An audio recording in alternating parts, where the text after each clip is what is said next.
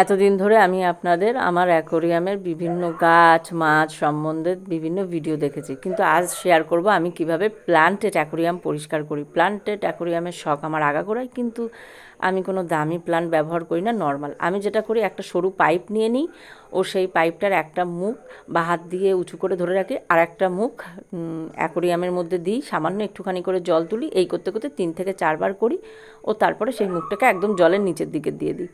তারপরে দেখি খুব ভালোভাবে জলটা বের হয়, এবং সেই হিসাবে আমি আস্তে আস্তে করে একটু সূক্ষ্মভাবে গাছের মাঝখান থেকে মাছেদের যে পটি থাকে, নোংরা থাকে, সেগুলোকে বার করে নিই। এটা আমি মোটামুটি সপ্তাহে ওই 3-4 দিন অন্তর করি, তাহলে সেক্ষেত্রে গাছও ভালো থাকে আর মাছ তো ভালো থাকেই। এইভাবে আমি প্রায় 30% থেকে 40% জল পরিষ্কার করে নিই।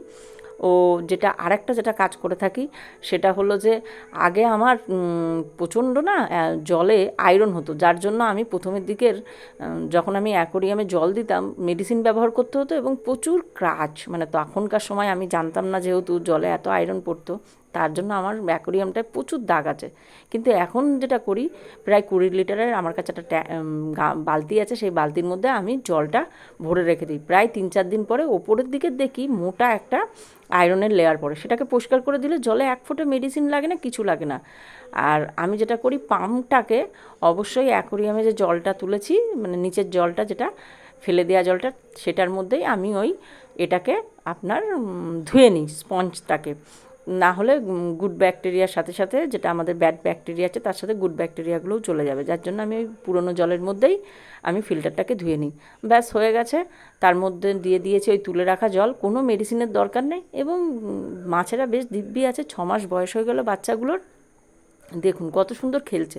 আর এই যে প্লান্টগুলো, এগুলো এই বর্ষা হলে আমাদের উঠোনে খুব হয়, সেখান থেকেই তুলে এক্সপেরিমেন্ট করতে এখানে বসিয়েছি। নিচের দিকে 2-1 পাতা নষ্ট হলেও বাদবাকিগুলো খুব ভালো থাকে। মোটামুটি ফিল্টারটা চালিয়ে দিয়েছি, ঘণ্টাখানিকের মধ্যে একদম ঝা চকচক হয়ে যাবে। পেছন দিকের আছে কিছু কয়েন প্ল্যান্ট, আর আছে ব্রাহ্মী শাক। অ্যাকোরিয়াম সেট আপটা কেমন লাগলো অবশ্যই জানাবেন। আর মাছগুলোর না লেজগুলো, মানে এগুলো গাপ্পির মাছ, কয়েকটা মাছের লেজ এত বড় হয়েছে, এত সুন্দর, আমার তো খুব ভালো লাগে। আপনাদের কেমন লাগলো অবশ্যই কিন্তু জানাবেন।